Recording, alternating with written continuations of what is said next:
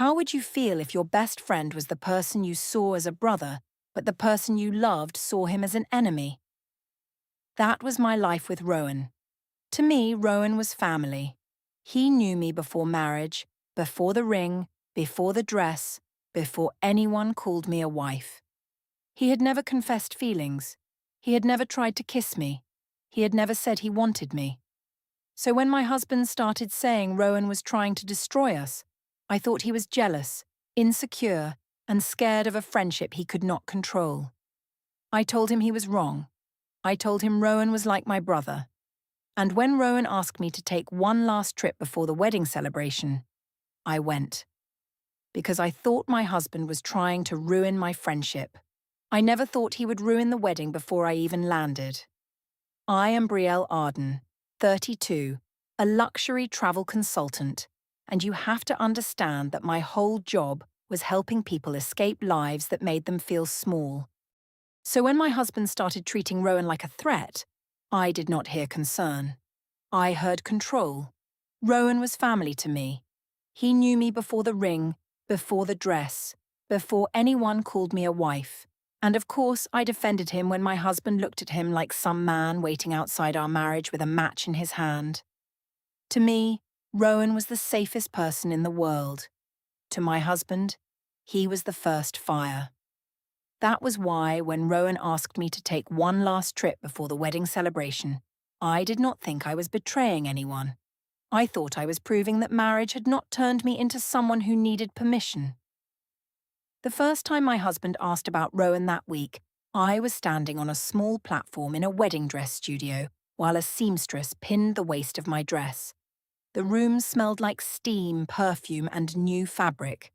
Tessa, my cousin and maid of honor, was sitting on a velvet chair with her phone up, taking photos she said I would thank her for later.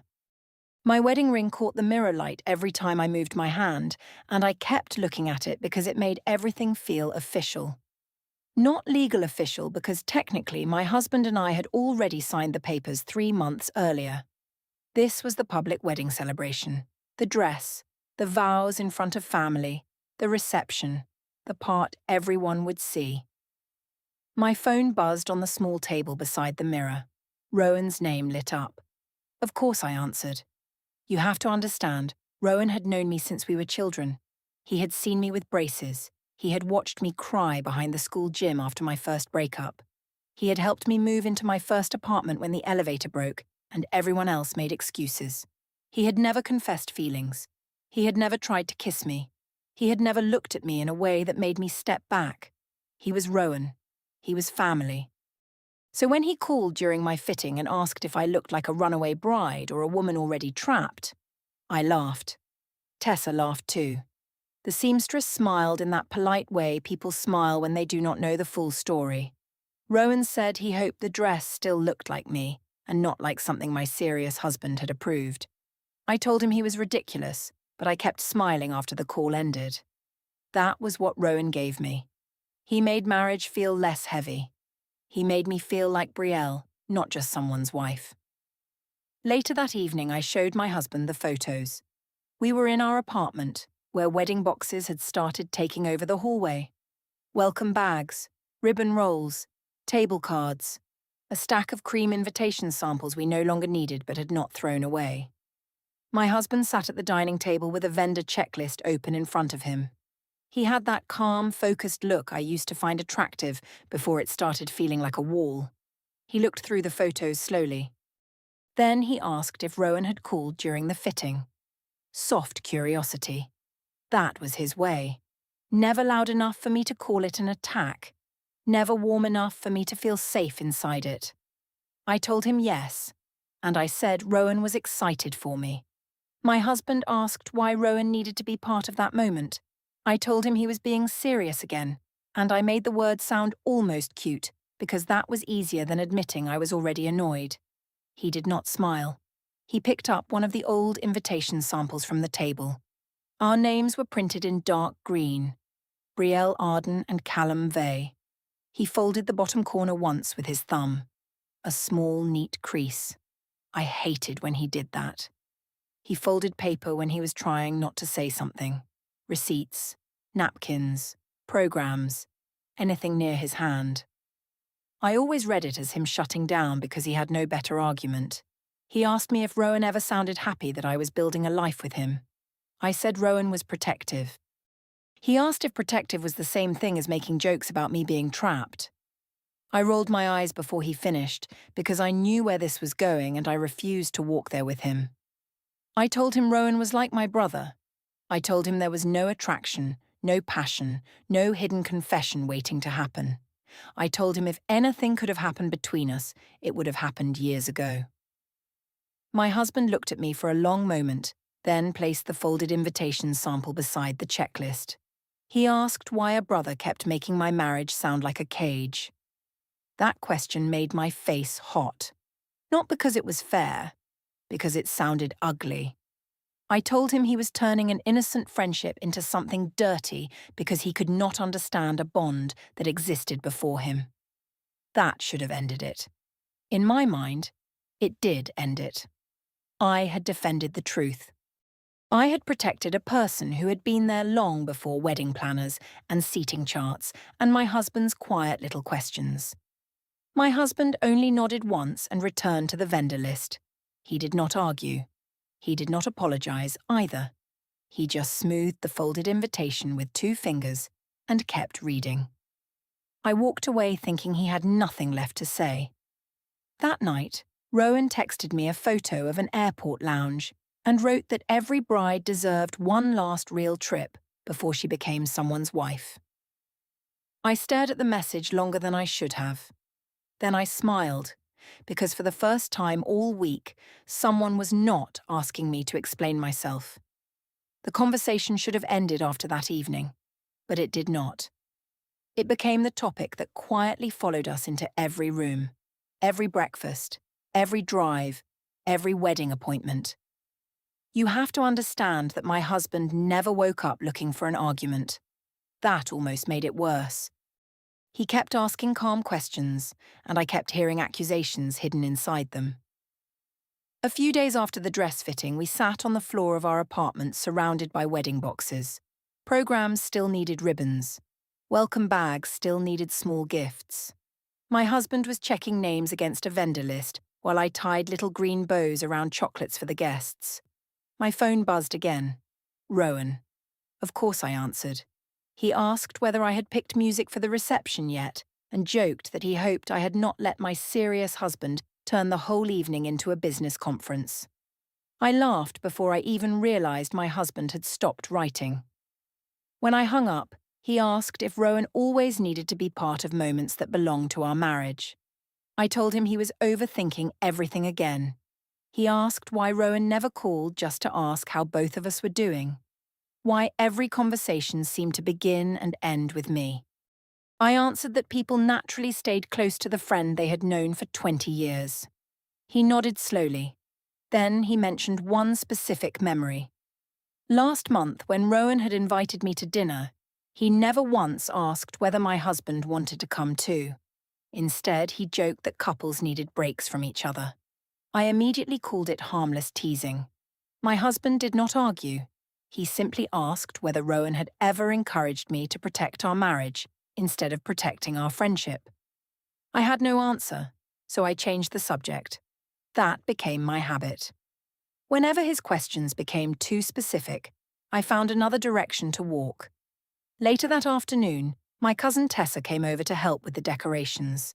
I told her everything, or at least I told her my version of everything. I explained that my husband had become strangely uncomfortable with Rowan. I said he was starting to treat my oldest friendship like a threat. Tessa shook her head and said too many people expected marriage to replace every important relationship.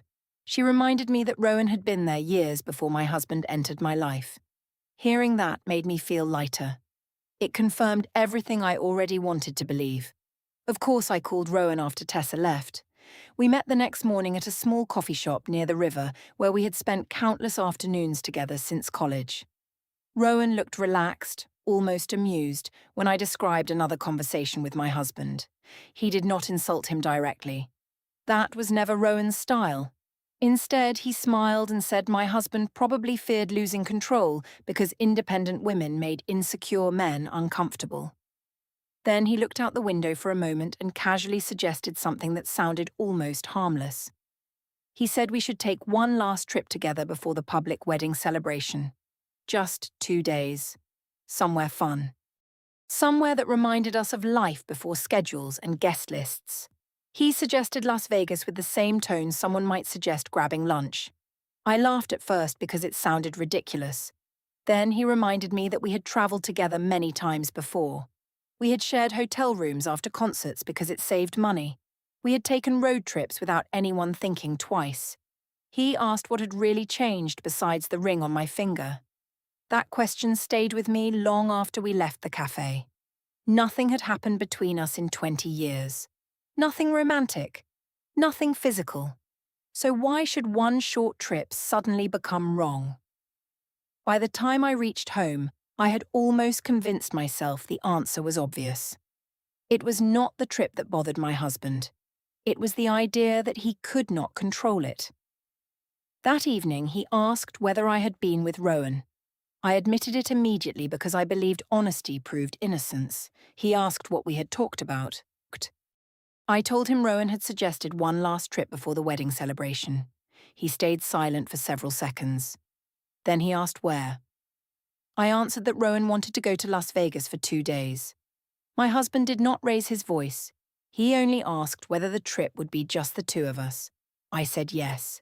He asked whether we planned to stay in one room like we had years ago. I admitted that we probably would because it was cheaper and because we had done it before without any problem. He folded the corner of another invitation sample between his fingers. The same calm movement. The same quiet face. Then he said he was no longer talking about trust. He was talking about boundaries. He explained that Rowan was not behaving like a brother. He believed Rowan was slowly pulling me away from the marriage while pretending to support it. I immediately rejected that idea. I repeated everything I had said before. Rowan had never confessed feelings. Rowan had never crossed a line. Rowan was family. My husband listened carefully before asking one final question.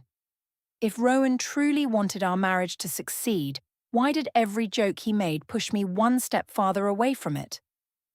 I looked at him, then looked down at the half-finished wedding favors between us. Instead of answering, I told him he simply did not understand the kind of friendship Rowan and I had built over 2 decades.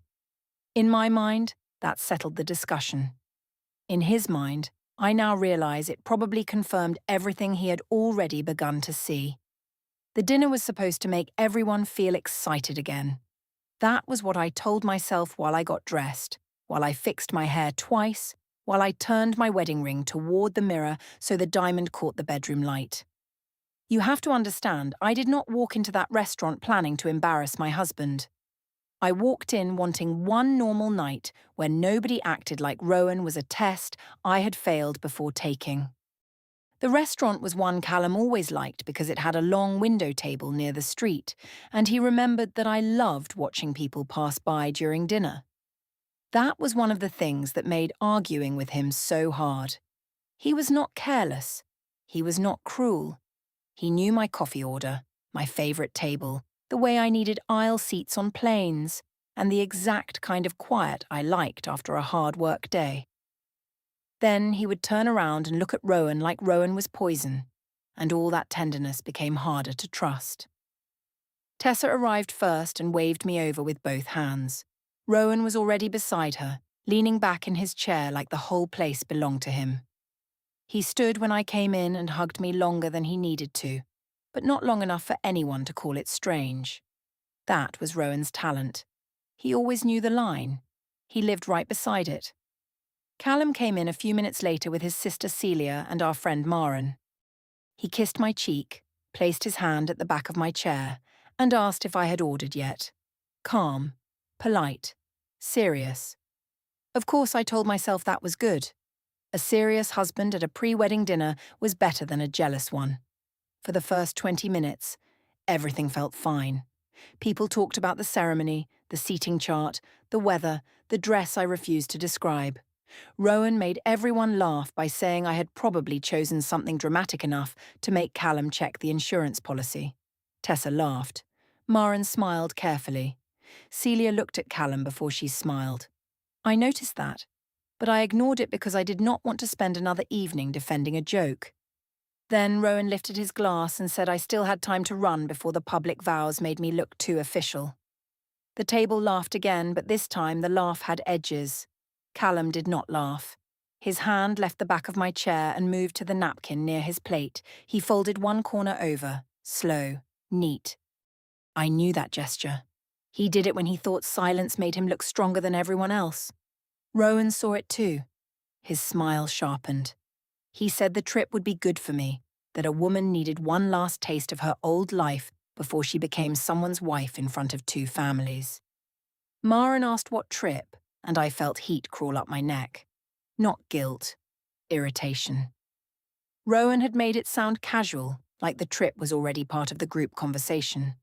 I told them it was only a small idea. 2 days. Nothing serious. Tessa jumped in and said brides were allowed to breathe before weddings.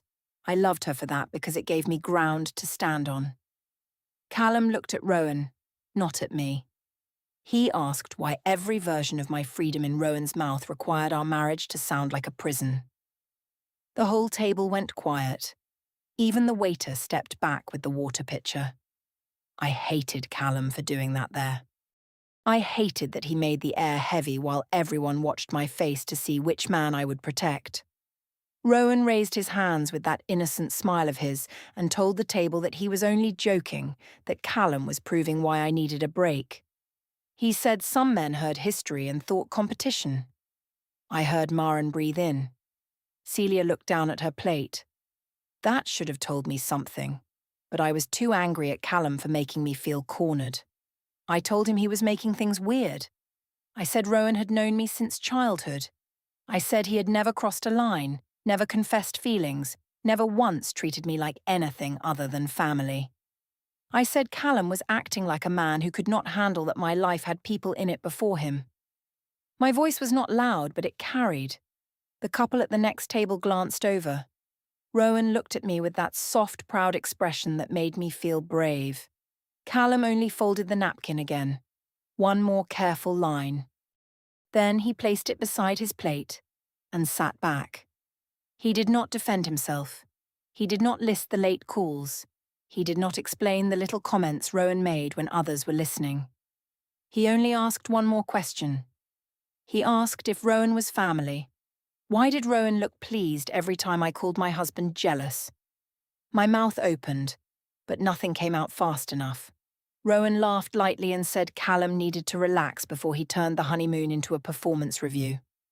Tessa laughed, but quieter this time. I grabbed that laugh like support. I told Callum he was embarrassing me 2 weeks before the wedding celebration. I told him I would not sit at a table and let him turn my best friend into a villain because he felt insecure. That word landed hard again. Insecure. Callum looked at me then. Not at Rowan, not at the table, at me. For a second his face was not cold. It was tired. A tired kind of hurt. The kind that did not ask for comfort because it already knew it would not get any. I saw it. I saw enough of it. Then I pushed it away. I told myself sadness could still be a tactic. I told myself he had chosen a public table because he wanted pressure on his side.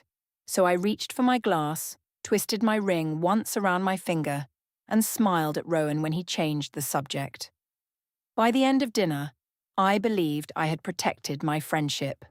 Outside, while Callum waited near the curb with the parking ticket in his hand, Rowan texted me even though he was standing 20 feet away. He said Callum knew he could not compete with us.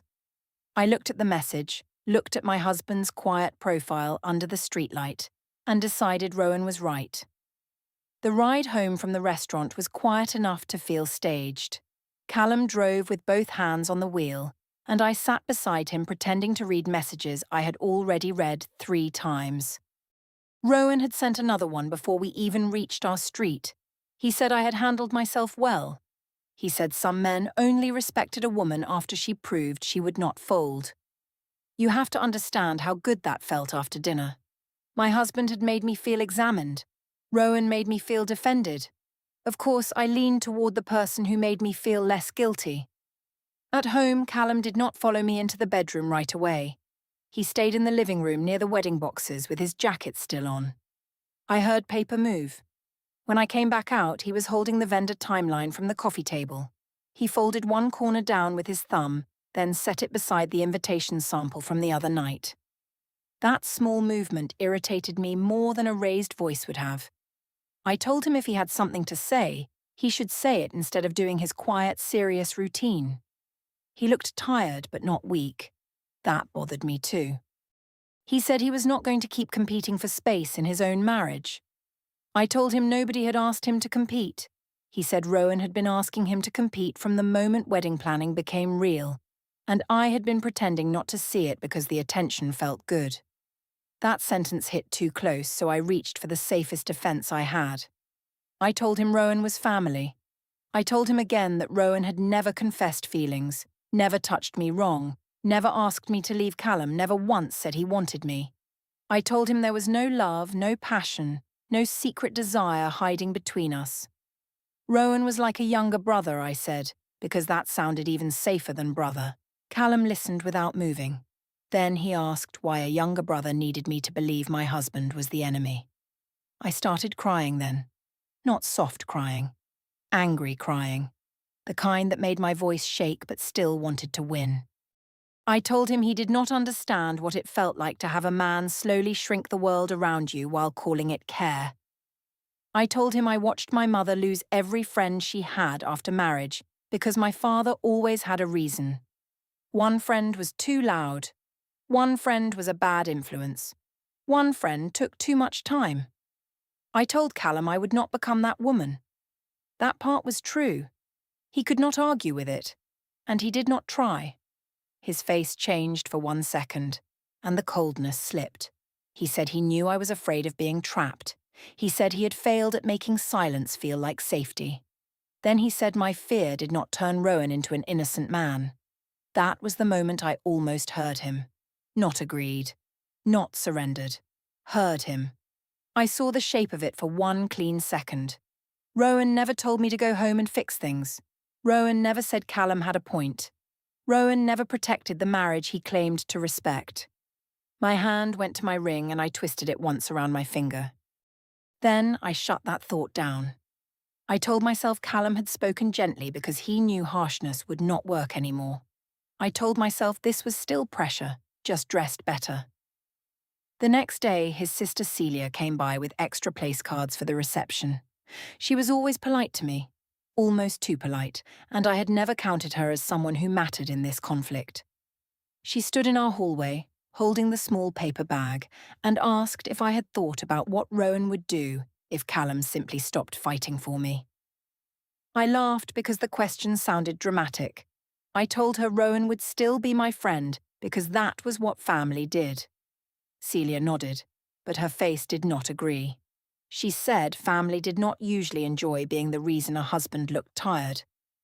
Then she left before I could turn it into an argument. I told myself Callum had sent her. Of course I did. It was easier than admitting she had seen the same thing from another angle. That night, Callum gave me the choice. He did it in the bedroom, while my half-packed honeymoon suitcase sat open near the closet, and the wedding shoes I had not worn yet rested on the chair. He said there were only 2 paths left. Either I moved forward with him and stopped giving Rowan private access to the inside of our marriage, or I kept that closeness with Rowan and Callum removed himself from my life. I asked if he was giving me an ultimatum. He said he was giving me the truth. I cried again. I promised I would be more careful. I promised I would talk to Rowan. I promised I would stop letting jokes go too far. I told him he was my husband, and Rowan was only my oldest friend. Callum asked me to cancel the trip. The room went still. That was when I knew all his soft words had been leading to the same demand. I told him cancelling would only teach him that threats worked. I told him if I gave up one harmless trip now, he would ask for another sacrifice later. He folded the edge of the honeymoon itinerary on the dresser. 1 clean crease. Then he stopped asking. I read that as defeat. I texted Rowan after Callum went to bed and told him the trip still mattered. Rowan answered in less than a minute. He said I was finally choosing myself. The morning of my bachelorette brunch, I woke up already knowing I was going. That was the part I did not say out loud. I let everyone believe the day was simple. White dress, silver bride veil, champagne at 11, photos near the flower wall. Tessa had planned the whole thing. And of course, I showed up smiling because I wanted proof that my life still looked normal from the outside. You have to understand, I was not thinking of the trip as betrayal. I was thinking of it as a line I had to hold. If I cancelled because Callum demanded it, then every friendship after that would have a price tag. Every late call, every coffee, every person who knew me before him. My husband would learn that enough silence and enough folded paper could make me smaller. So I kept the plan. At brunch, the girls laughed and passed my phone around for photos. My ring flashed in every picture. Tessa adjusted my veil and told me I looked like someone who could still run if she wanted to. It was a joke, but her voice did not have its usual spark. I asked what was wrong. She said Callum had looked rough at dinner and maybe I should talk to him before leaving. That annoyed me more than I expected. Tessa was supposed to understand. She was the one who always said marriage should not erase the people who made you yourself. I told her I would talk to him when I came back. She looked toward the window and did not answer fast enough. Outside, Rowan's car was parked half a block away. I could see the back of it from my seat. His suitcase was already in the trunk. Mine was hidden in Tessa's car because I did not want the girls asking too many questions before I had decided how to present it. That sounds worse than it felt. At the time, it felt like managing people's reactions. I sent Callum a message from the restroom. I told him I needed 2 days of space before the public wedding celebration. I told him I was going with Rowan because Rowan had always been there for me, and I refused to punish an innocent friendship because my husband had decided to see danger in it. I said I loved him, but I would not begin the rest of my life by obeying fear. He did not call. He did not send paragraphs. He replied that he understood my choice. 6 words. Calm. Clean. Serious. I stared at the screen until someone knocked on the restroom door. Then I told myself he was doing it again, making silence look noble because he had no answer.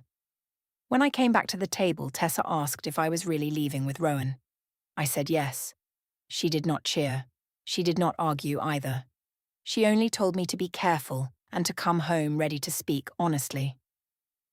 I reached for her support and found something smaller. A warning dressed like concern. I hated it, so I hugged her quickly and left before she could say anything that might follow me to the gate. Rowan was waiting beside the car with sunglasses on and coffee in his hand. He said I looked like a bride escaping a hostage situation. I laughed because I needed to. On the way to the airport, he played old songs from our 20s and talked about how strange it was that people expected marriage to become the centre of a woman's life. He said Callum had probably never known what to do with a woman who had a history he could not rewrite. That sentence made me sit taller. At the gate, Rowan took a photo of our coffees, our bags, and the edge of my white veil sticking out of my tote. I told him not to post my face yet because I did not want drama. He smiled and said there was already drama. A few minutes later, his story went up anyway. Not my face, just the gate. The bags, the caption, time to change life. I saw it and rolled my eyes. Rowan always wrote like he was inside a music video. Callum would probably see it, but I told myself that was fine. Maybe he needed to see that I was not hiding. Maybe he needed to understand that I could still choose my own air. The flight was short, and by the time we reached the hotel, I had turned the whole thing into a victory in my head. Nothing had happened. Nothing was going to happen. Rowan was family. We had shared rooms before. We had taken trips before. A wedding ring did not turn history into sin. The room had 2 beds, which made me feel even more right. I sent Tessa a photo of the view. She did not answer. I sent Maren one too. She only replied that I should call Callum. I put the phone face down because everyone was becoming so serious and I had come here to breathe. That night, Rowan was different. Not obvious. Not enough for me to name. He watched me too long when I took my ring off and placed it beside the sink before we went out. I said I did not want to lose it in a club. He said that made sense, but his smile stayed after the words ended. We went out, had drinks, danced in a group, and came back late. Still, nothing happened. The next morning, Rowan stood by the window with hotel coffee in his hand and told me Callum had been right about one thing. I thought he meant the trip looked bad. Instead, he said he had feelings for me. He said he had buried them for years because I was always almost with someone else, then with Callum, then married. He said watching me become a wife had made him understand what he was losing. I did not move toward him. I did not comfort him. I told him he could not say that to me now. He apologized, but he looked lighter, like confession had been the point of the whole trip. I picked up my phone and messaged Callum with both hands. I told him Rowan had confessed. I told him he had been right about that part. I told him nothing had happened, and I was coming home. Callum did not answer for a long time. When he finally did, he wrote that I should come home clear about what I had chosen. I read it twice and decided I still had time to fix this. Nothing had happened. That was the sentence I carried onto the plane. Nothing had happened, and that was still the only sentence I needed. When the plane landed, I turned my phone on before the seatbelt sign even went dark. Messages came in so fast the screen kept jumping under my thumb. Venue cancellation confirmed. Photographer released. Florist refunded. Final catering balance closed. Family group chat muted. Wedding weekend itinerary deleted. I read the first email twice, then the second, then the third, because the order looked too clean to be a mistake. Callum's message sat beneath them all. He wrote that I had made the choice he asked me to make clearly. He wrote that Rowan had finally said out loud what Callum had been watching for months. Then he wrote one flat line about the divorce petition being filed and his attorney sending the next step. That was the legal part. Small, cold, finished. The rest was worse. My mother had already texted that she needed time. Maren had written that Callum had shown everyone the timeline, not with drama, just with dates. The fitting call, the dinner, the Vegas message, Rowan's airport story, time to change life. I set the phone on my lap and pressed both hands over it like I could make the screen stop existing. Rowan stood in the aisle ahead of me, checking his own phone. He asked if Callum was angry. I said the wedding was cancelled.